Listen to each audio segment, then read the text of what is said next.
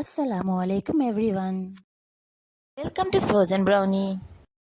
இன்னைக்கு இந்த வீடியோவில் நாங்கள் என்ன பார்க்க போகிறோம்னா முஸ்லீம்களோட ரொம்ப ஃபேமஸான ஒரு டிசர்ட், அதுவும் ஸ்ரீலங்கன் ஸ்டைலில் எப்படி பண்ணுறதுன்னு வாங்க பார்க்கலாம்.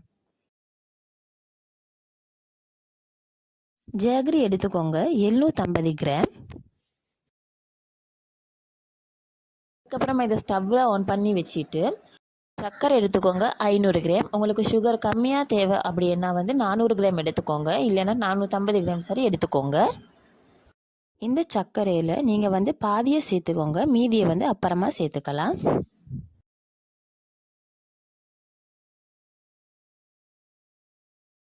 அதுக்கப்புறமா தண்ணீர், நான் இது மூழ்கிற அளவுக்கு எடுத்துக்கொண்டு, உங்களுக்கு இதை விட வேணும்னா கொஞ்சமாக இதை விட சேர்த்துக்கலாம்.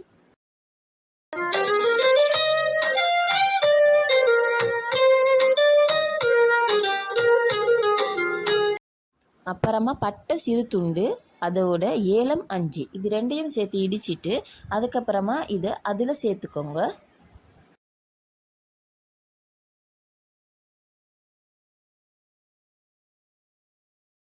வீடியோ உங்களுக்கு ரொம்ப யூஸ்ஃபுல்லாக இருந்தால் கண்டிப்பாக லைக் பண்ணி கமெண்ட் பண்ணி ஷேர் பண்ணுங்கள், முடிஞ்சால் சப்ஸ்கிரைப் பண்ணுங்கள். அப்புறம் உப்பு தேவையான அளவு எடுத்துக்கோங்க. இப்போ எல்லாத்தையும் நல்லா கலந்து விட்டுக்கலாம். உம்மா செய்கிறதுல எல்லாருக்குமே ரொம்ப ஃபேவரட்டான ஒரு டிசர்ட்னா இதை தான் சொல்லுவோம்.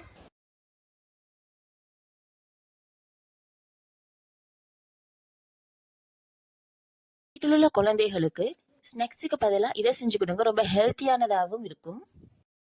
நல்லா கரைய விடுங்க.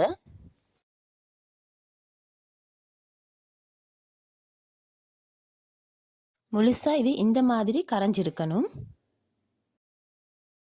முழுசா கரைஞ்சதுக்கு அப்புறம் ஸ்டவ் ஆஃப் பண்ணிட்டு ஒரு பவுல மாத்திக்கோங்க.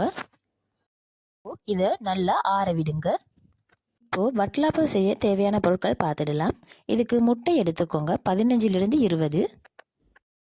இப்போ இதை ஒவ்வொன்றா உடைச்சிக்கோங்க.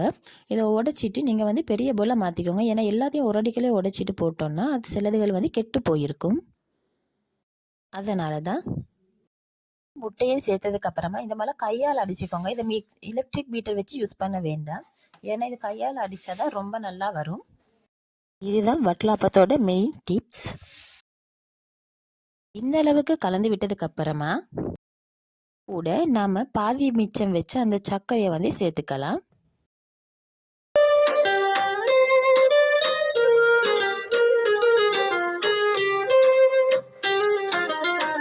இப்போ இதையும் நல்லா கலந்து விட்டுக்கோங்க. இந்த அளவுக்கு கலந்திருக்கணும். இப்போ நாம காய்ச்சி வச்சிருந்தோம்ல பானி, அதை கொஞ்சம் கொஞ்சமா சேர்த்து நாங்கள் மிக்ஸ் பண்ணிக்கொள்ளணும். பானி கம்ப்ளீட்டா சூடு ஆறுனதுக்கு அப்புறமா தான் சேர்த்துக்கொள்ளணும்.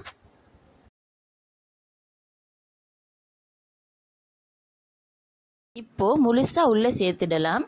சேர்த்துட்டு நல்லா கலந்து விட்டுக்கோங்க.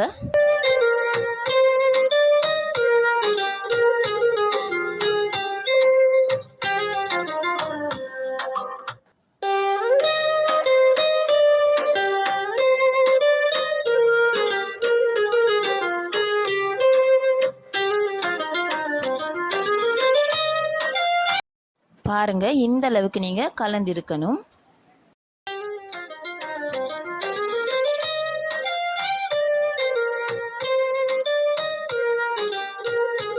உங்களுக்கு ஸ்ரீலங்காவில் எந்த மாதிரி ரெசிபிஸ் வேணும்னு நினைக்கிறீங்களோ அதை கமெண்ட்ல சொல்லுங்க.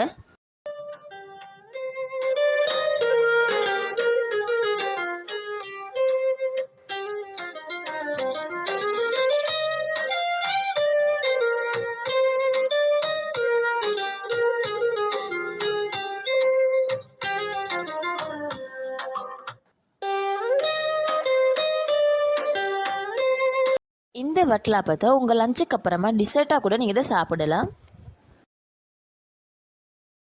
இப்போ இதை நாங்கள் நல்லா கலந்து விட்டாச்சு. இட்லி பானை எடுத்துக்கோங்க, ஆனால் உங்ககிட்ட எந்த பானை இருக்கோ அந்த பானை எடுத்துக்கோங்க. அடி கனமாக இருக்கணும். இதில் 3/4 தண்ணி நிறச்சிட்டு உங்களுக்கு வச்சு காட்டுறேன் பாருங்க. இதுக்கு மேலே வச்சேன்னா தண்ணி இது இதுக்கு மேலே வரக்கூடாது.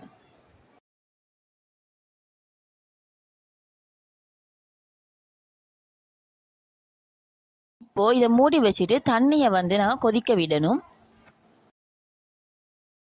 ரெடி பண்ணி வச்ச வட்டலாப்ப பேட்டரை வடிகட்டிக்கோங்க.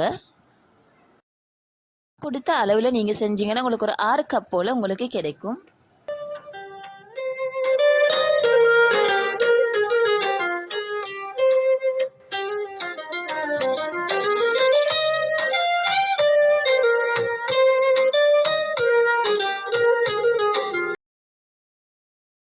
தண்ணி நல்லா கொதிச்சதுக்கு அப்புறமா இதை நாங்கள் உள்ளே வைக்க போகிறோம். உள்ளே வைக்கும் போது இந்த மாதிரி கலந்து விட்டுட்டு தான் உள்ளே வைக்கணும்.